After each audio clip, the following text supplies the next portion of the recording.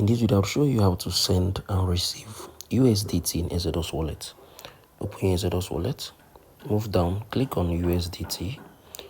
If you want to send, just click on this. You can be able to send it. Let me say, if you want to send, let me say $100. All right. So you can come on here, you can change the network. You can change the network you want. So I think there's a whole lot of network here. So yeah, I think from this option, you can be able to send USDT with this option. That if you want to receive, just click on this receive, right? So if you want to send that first, you should come on here and select the network. So there's Ethereum, BNB, Tron, and Avax.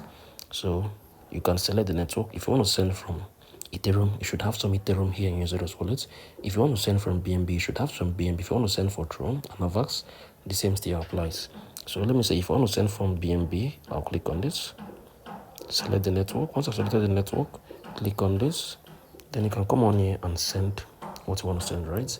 Then if you want to receive, you're going to click on this to receive. You can be able to receive your USDT here in the Zeros wallet.